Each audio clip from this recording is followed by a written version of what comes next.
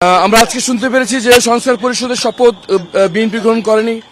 আমি বলবো যে একদিন দেরিও জুলাইয়ের যে অনুভূতি তাকে আঘাত করে। আমরা আহ্বান জানাবো কোনো মতেই আর বিলম্ব যেন করা না হয়। পরিবর্তনের আকাঙ্ক্ষা দিয়ে মানুষ এবার ভোট দিয়েছে, পুরনো বন্দোবস্তে মানুষ হাঁপিয়ে উঠেছে।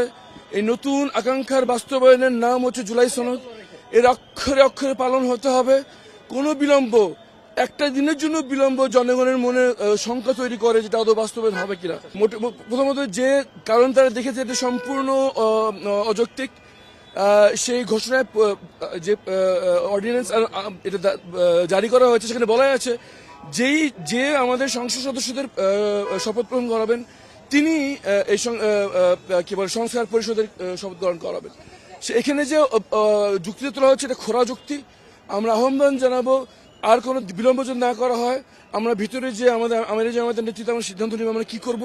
কিন্তু আমরা মনে করি যে আজকে যে এই শপথটা হলো না, এটা জনগণের মনে প্রচন্ড আশঙ্কা সৃষ্টি করেছে। অবিলম্বে তারা আশঙ্কা দূর করবেন এবং কোন কাল বিলম্ব না করে এই শপথ গ্রহণ করে স্পষ্ট বলেছে তারা এই শপথটা নেবে না। আপনাদের পদক্ষেপ কি হবে? আমরা নিতে চাই কিন্তু সিদ্ধান্ত আমরা আমিরে জামাত নেবেন। আমরা ভিতরে যাচ্ছি যে আমরা সিদ্ধান্ত আমরা তখন উনি দেবেন সেই অনুযায়ী কার্যকর করবো। কিন্তু এই যে আজকে হলো না, এটা জনগণের মধ্যে আশঙ্কা তৈরি করছে। জনগণ শঙ্কিত যে আদৌ কি সরকারি দল পরিবর্তনের ব্যাপারে প্রতিপক্ষ কিনা।